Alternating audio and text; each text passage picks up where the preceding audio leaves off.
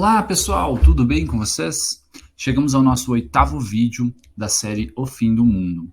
Nesse vídeo a gente pretende conversar sobre o Brasil, a nova pátria do Evangelho do Cristo. Por que esse nome? Por que a nova pátria?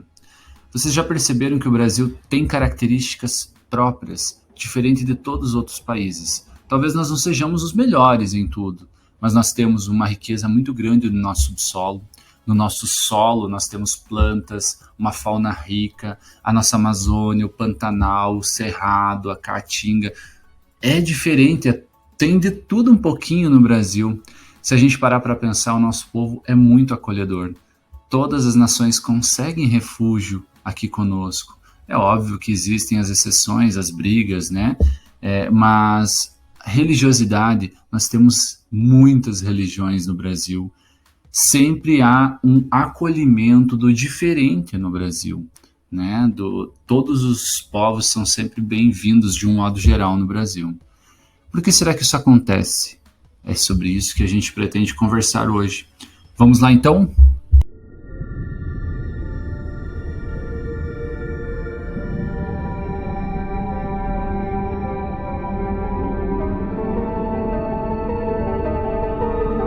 Só recapitulando, a gente já conversou sobre muita coisa nessa série. A gente vem desde lá dos primeiros vídeos falando da transição planetária, do mundo de provas e expiações que a gente está no momento, da teoria dos ciclos, né, defendida por alguns autores da doutrina. Nós também já conversamos sobre os ciclos atuais do planeta Terra. A gente conversou sobre os trabalhadores da última hora, quem seriam os trabalhadores da última hora.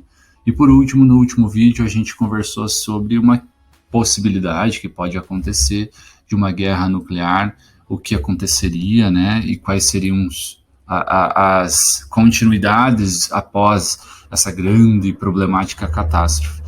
Se você tiver um tempinho para ficar a par da série, dá uma olhadinha nos outros vídeos para, né, de repente, não ficar tão perdido no assunto. Então, assim, hoje a gente vai conversar sobre o Brasil, a nova pátria do Evangelho. Se vocês, não sei se é de conhecimento de todos, mas existe um livro psicografado pelo Chico Xavier. Eu amo esse livro, é muito bom, é do Humberto de Campos, esqueci do nome. E é fantástico, ele traz muitas coisas bacanas para nós sobre o Brasil, questões históricas num olhar do mundo espiritual. É óbvio que a gente vai tentar resumir em breves palavras, né, essa história, e o que a gente precisa entender desde o início. Jesus, para nós, no Espiritismo, consideramos como um espírito perfeito, né, um irmão espiritual, um guia e modelo para todos nós, que é o governador espiritual do planeta Terra, ele que co-criou e que comanda, que faz a gestão do planeta como um todo. E há 2000 anos atrás, verificando que os seus co-criados, né, nós estávamos avançando de uma maneira equivocada, ou seja, a evolução intelectual estava muito à frente da evolução moral. Ele mesmo reencarna junto de nós, num planejamento que durou muitos séculos, né? E planejamento espiritual, planejamento físico também, da região onde ele reencarnou. E ele nasce na Palestina, ali em Israel, para nos trazer uma revolução, a revolução do amor. Mas por que Jesus reencarnou? Reencarnou não, Jesus encarnou naquela região. No planeta Terra, da época, todos os cantos tinham religiosidade, mas a maioria dos países, a maioria das pessoas acreditavam em vários deuses. Deus do amor, Deus da guerra, né? Oriundos de culturas como de questões culturais como a Grécia, né? Mas existia o povo hebreu. O povo hebreu era o único no planeta Terra que acreditava na existência de um único Deus. E esse foi o principal motivo dele ter encarnado naquela região, porque ele precisava aflorar uma nova ideia, né, de um Deus Pai amoroso, e se fosse em outra região, a dificuldade seria muito maior do que já foi né, na região de Israel, no Oriente Médio. Eu não preciso trazer detalhes, né, do que Jesus fez, né? Foi algo tão fascinante, né? É como se colocássemos o sol dentro de uma roupa pela plenitude evolucional do Cristo, né? Então ele esteve com nós, foi o maior fato que já aconteceu no planeta Terra, né? Então não preciso mensurar muito, ele nos trouxe a visão do amor da vida, né? O amor pelo próximo, o amor a Deus, o amor a nós mesmos. Sabemos das suas dificuldades de colocar essa revolução, né? Só que durante 300 anos, os discípulos do Cristo conseguiram, pelas beiradas, digamos assim, escondidos, né, dos governantes da época, levar esse amor por todo o orbe terrestre, exceto as Américas, que não haviam sido descobertas. Mas o cristianismo avançou, foi semeado por todo o orbe. Porém, com Constantino, um dos imperadores de Roma, o cristianismo deu um salto, entre aspas, porque ele foi reconhecido, tem relatos da história, como uma religião de verdade. As pessoas puderam professar a sua fé cristã. Porém, o que aconteceu foi terrível, porque lideranças, pessoas inescrupulosas que estavam no poder, perceberam que poderiam, através do cristianismo, dominar os povos. E foi isso que aconteceu. A gente viu a religião cristã, algumas religiões cristãs, entrando nas questões políticas de poder, e aí o cristianismo entrou numa derrocada gigante, porque através do cristianismo, entre aspas, lideranças políticas começaram a tomar poder, mandar e desmandar. E a gente vê no ano 1100 aproximadamente, um pouco antes, um dos piores passos dados na humanidade, que foram as cruzadas. E logo após, décadas posteriormente, alguns 80 anos depois, nós temos o início do período da Inquisição. O que foram essas duas épocas? Mataram em nome de Jesus, ou seja, quem não fosse cristão poderia ser morto ou injustiçado ou colocado a par da sociedade. A partir desse momento, com o cristianismo a goela abaixo, literalmente, nas pessoas, nós criamos um mundo espiritual de desencarnados que começaram a odiar o Cristo. E esse foi o pior passo da humanidade, com certeza, porque a partir desse momento, várias pessoas mortas pela Inquisição e pelas Cruzadas, no mundo espiritual, a partir de estarem desencarnadas, declararam guerra ao Cristo. A gente vê isso através das algumas obras do Manuel Filomeno de Miranda, né, que traz, através do Divaldo Franco, muitas e muitas histórias de espíritos que comandam regiões umbralinas e trevosas a partir, né, do mundo espiritual, com uma convicção equivocada do Cristo. Justamente por nós que provavelmente estávamos nessa época, que fizemos tudo o que fizemos, matamos em nome do Cristo. E foram séculos e séculos, ou seja, do ano 300 até o ano 1857, quando surgiu o Consolador, quando surgiu o Espiritismo, a gente vê vários e vários equívocos em nome do Cristo. Porém, nesse meio tempo, aproximadamente em 1400 e alguma coisa, que a gente começa a relatar a questão do livro, em uma de suas raras visitas, raras visitas presenciais, né? A gente sabe que quando oramos, nos conectamos com Jesus da mesma maneira que quando saímos ao sol, nos conectamos com o sol, né, através da sua luminosidade. Mas em uma de suas raras visitas ao orbe terrestre, Jesus Cristo teve em contato com os seus anjos e desceu nas regiões do Oriente Médio, onde ele havia plantado a sua árvore do Evangelho. Em conversa com Eliu, o anjo que o acompanhava, ele pergunta: aonde está o Evangelho de amor que eu plantei nessa região, que eu plantei nesse planeta.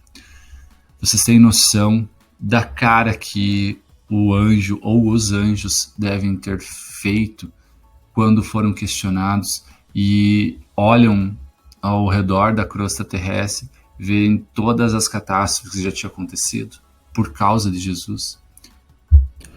O livro relata que Jesus, com um semblante fechadíssimo,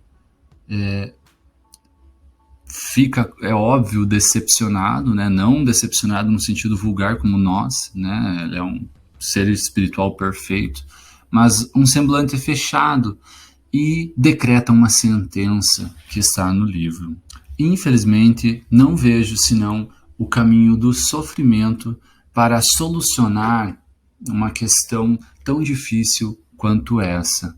Então, ele praticamente lavra a sentença que nós teríamos que arcar com as consequências por tudo que nós fizemos nesses períodos de Inquisição, cruzadas e guerras em nome do cristianismo.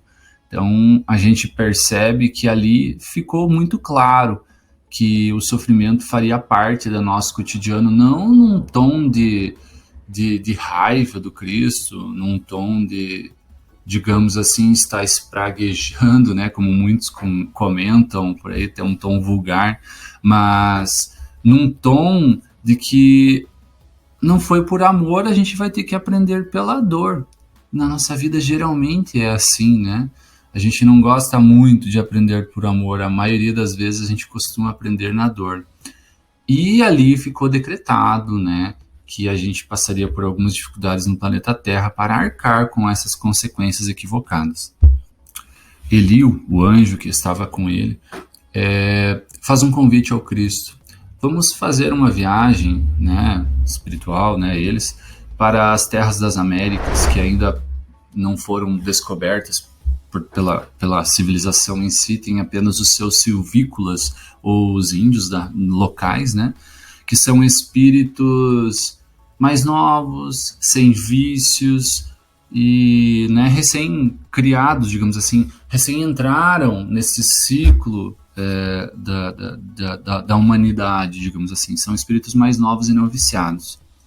E o Cristo aceita, então vamos, né? E eles fazem essa visita e chegam à América, e ele os sugere, vamos visitar as terras que seriam no futuro o Brasil.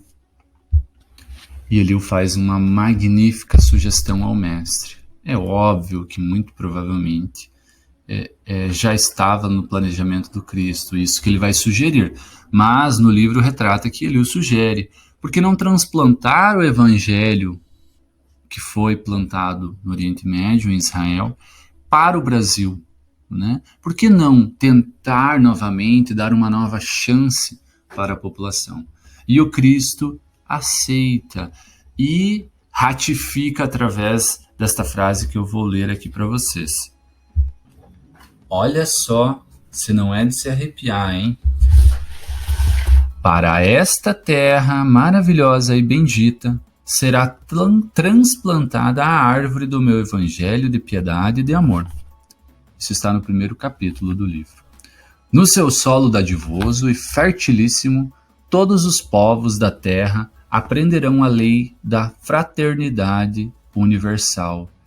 Prestem atenção nessa frase, ó. No seu solo dadivoso e fertilíssimo, todos os povos da terra aprenderão a lei de fraternidade universal. Ele decreta também que aqui no Brasil se instalaria uma população mesclada de 3 povos humildes, os silvícolas ou índios, que já estavam aqui na região, povos novos, sem vícios, como já comentamos.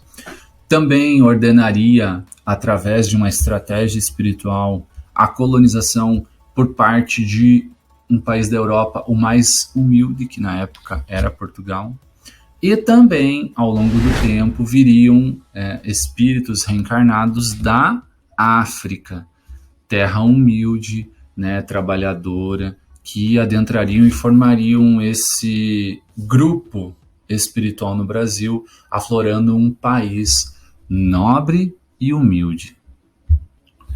Muitos, quando vêm, até mesmo dentro da doutrina espírita, quando vem esse livro, fala assim, estão ficando louco. Porque até torcem um pouco o nariz para acreditar, porque imaginam, quando fala Brasil, coração do mundo, pátria do evangelho, que o Brasil seria uma referência econômica, política, desfilaria uma, como uma rainha, né, se vangloriando por todo o mundo. Essas palavras até são do Haroldo Dutra Dias. Só que não, isso não combina com Jesus Cristo, né? Então, o Brasil seria referência, assim como outros países têm missões diferenciadas, mas o Brasil seria o coração, né? O hospital do mundo, e não uma obra de arte, né, para se vangloriar sobre os outros países. Só que nem sempre o planejamento vai acontecendo conforme era para ser, né? E Eliú pede uma reunião com o Cristo, né? O anjo, no caso, porque o que estava acontecendo? Os índios e os portugueses estavam se matando por causa de terra, por causa de brigas, outras questões, e o povo africano foi escravizado. Então, os horrores, né, fizeram parte do começo do Brasil. E olha o que Jesus manda fazer. Olha a estratégia do Cristo. É por isso que tem que ficar bem claro que o Brasil é o hospital do mundo. Aqui vão se regenerar espíritos. E isso tem a ver com o coração, tem a ver com sentimento, com amor. Isso combina com Jesus. Olha a ordem de Jesus. Pede para Eliú, o anjo, ir às regiões umbralinas e trevosas, que são regiões no mundo espiritual de sofrimento, né, de reparação dos equívocos, reparação dos equívocos na nossa consciência, né, de colheita, né, de espíritos que fizeram coisas muito equivocadas. Praticamente todos nós já passamos por essas regiões pouco ou muito tempo. Mas, enfim, ele pede para que Eliú vá a essas regiões e traga todos os espíritos que estavam há muito tempo naquelas regiões, espíritos que foram lideranças nas cruzadas, nas inquisições, nas guerras, generais, políticos, corruptos, os piores elementos que estavam ali, mas que queriam uma nova oportunidade. Adivinha para onde Jesus pediu para eles reencarnar? No Brasil. Durante séculos, desde a época da nossa colonização, nós vemos esses espíritos num processo de ida e volta para o mundo espiritual e para cá, reparando seus equívocos e tentando melhorar. E isso é o Evangelho de Jesus.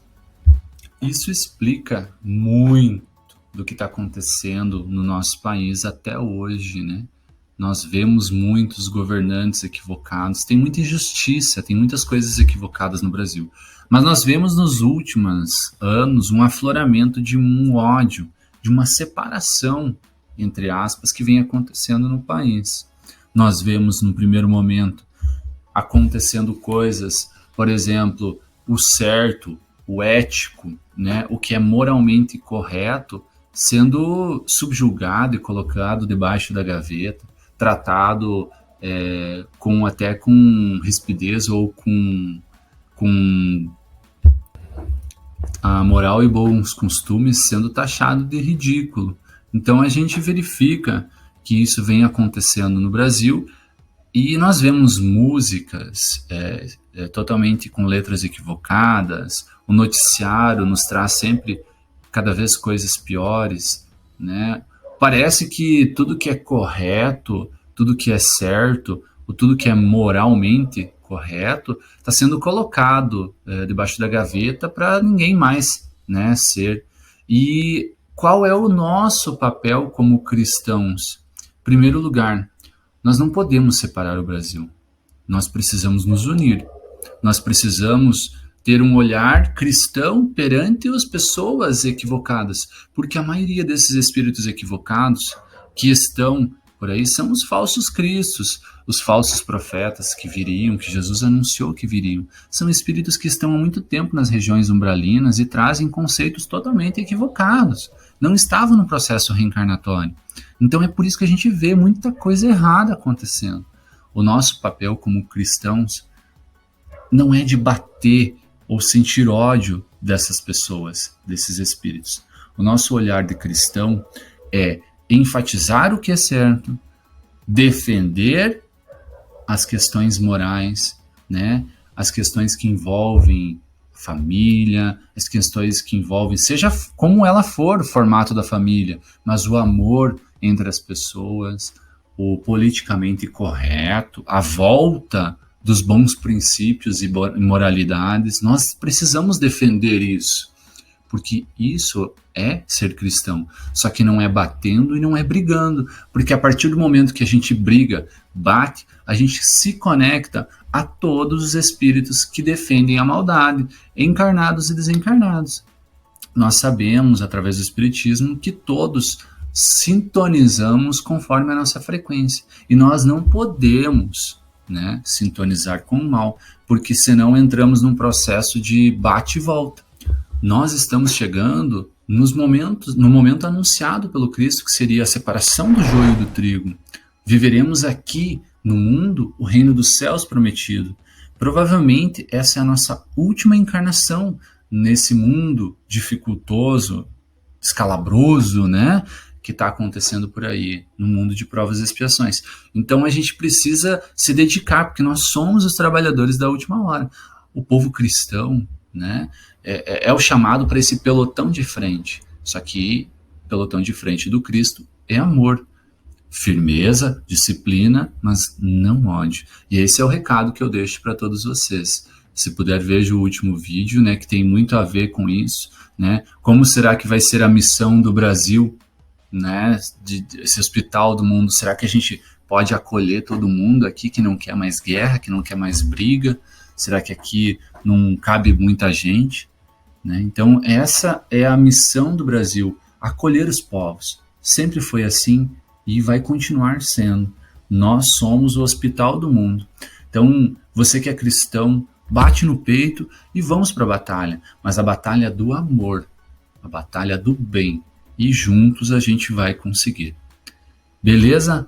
Se você puder, leia esse livro, que é ótimo, tá? Brasil, Coração do Mundo, Pátria do Evangelho. Um abraço, fiquem todos com o Mestre Jesus.